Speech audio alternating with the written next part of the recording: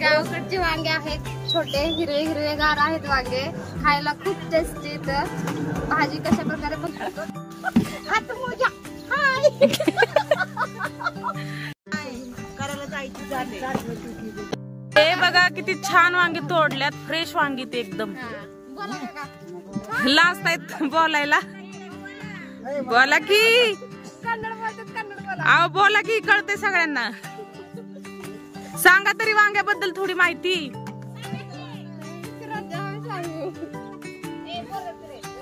बघा आपण 3 एप्रिल मध्ये काढला होता व्हिडिओ. परत आम्ही गावाला आलो, परत वांगी तोड चालू झाली, म्हणून परत तुमच्यासाठी व्हिडिओ काढते मी. आता भरपूर अशी वांगी तोडल्यात. हा किती कधी काढले? हाय गाईस सांगा. नाही टोपीमुळे तर त्यांना शान आलीये.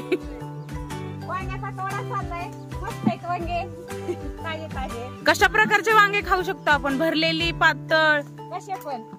मीठ वांगा, भरून, लोणचं. हो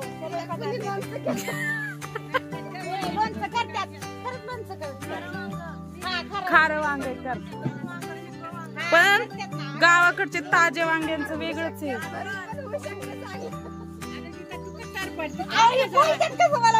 एवढं मस्त शेवग्याचे शेंगा आहेत, त्याचं झाड आहे. एवढ्या शेवग्याच्या शेंगा लागल्यात ना याला.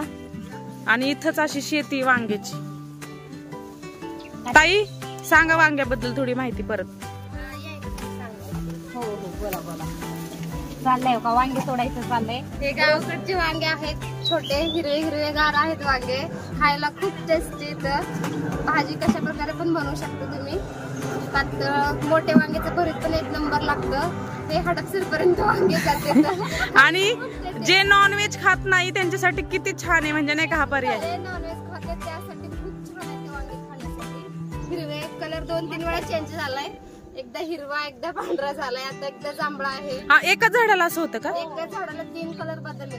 खूप छान आहे खाण्यासाठी. असं पण असतं का? मला वाटलं वेगवेगळी झाडं असतात. नाही वेगवेगळी नाही, पण कलर चेंज झाले. जसं दिवस वाढत जातील तसं चेंज होतो कलर.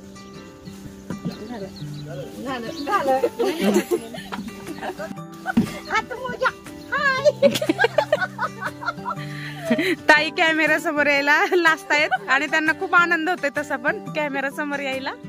म्हटलं मग काय केली होती गांचं हाय की नाही अजून